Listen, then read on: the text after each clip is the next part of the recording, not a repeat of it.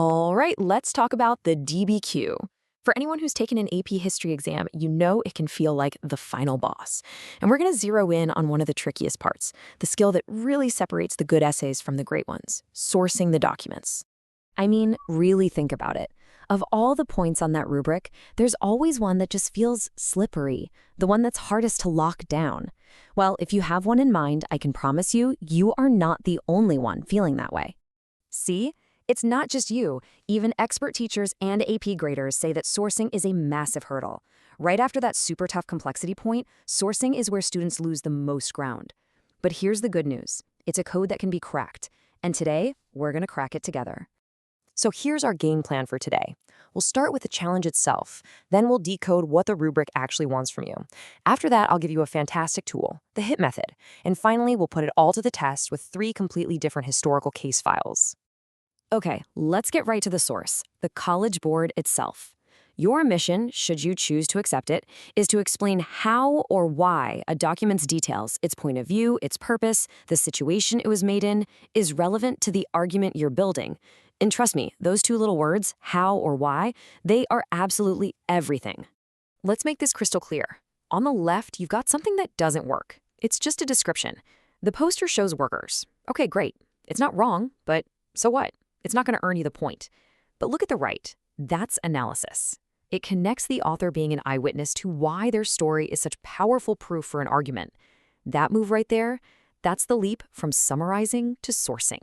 So you're probably thinking, okay, great, but how do I make that leap every single time? Well, you need a good toolkit.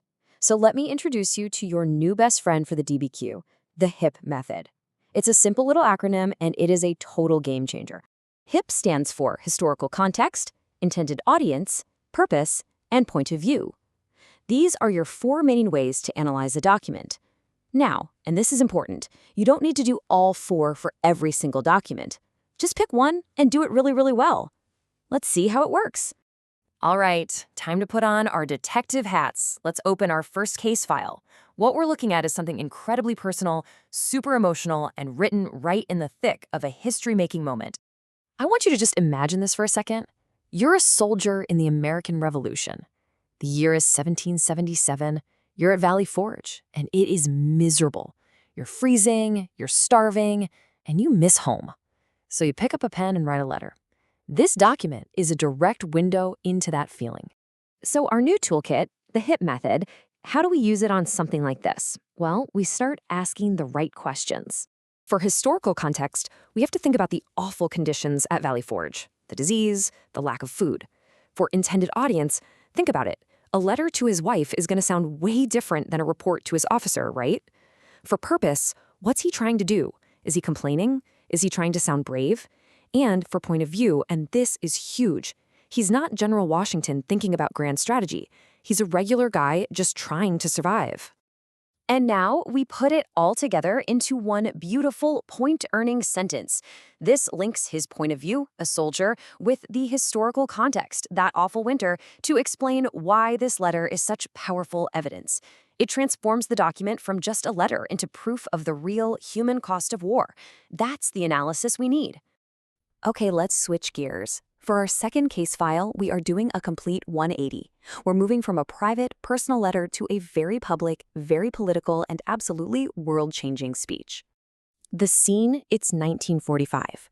World War II is finally over. And in Hanoi, Ho Chi Minh gets up in front of a massive crowd and declares that Vietnam is now independent from France. This isn't just a speech, folks. This is a major move on the world stage. So we've got the same toolkit, but a completely different kind of document. How do we HIPAA a formal political declaration? Well, the historical context is everything here.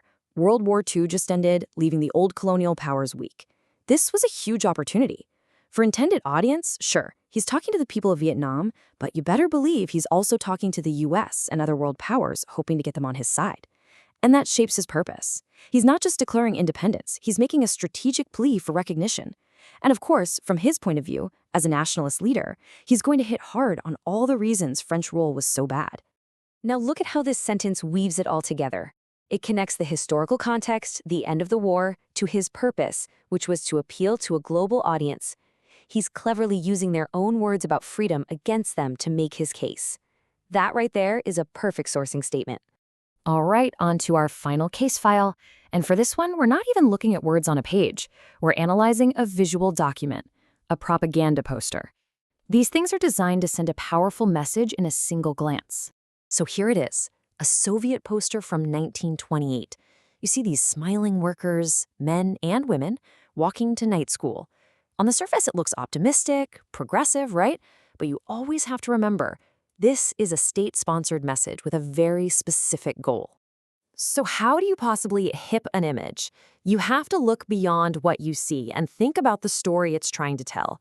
And more importantly, you have to ask why the government wanted to tell this exact story at this exact moment.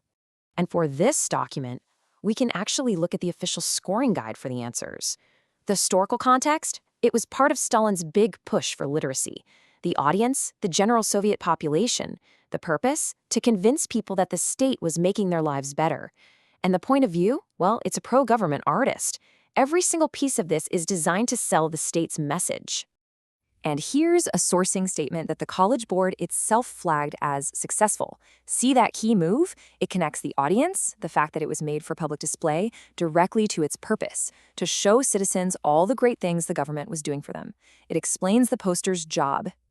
If you walk away with only one thing today, please let it be this. Don't just identify something. Don't just say the author was a soldier or the audience was the public. You have to take the next step. You have to explain why it matters for the argument you are making. That why is the key that unlocks the entire sourcing point.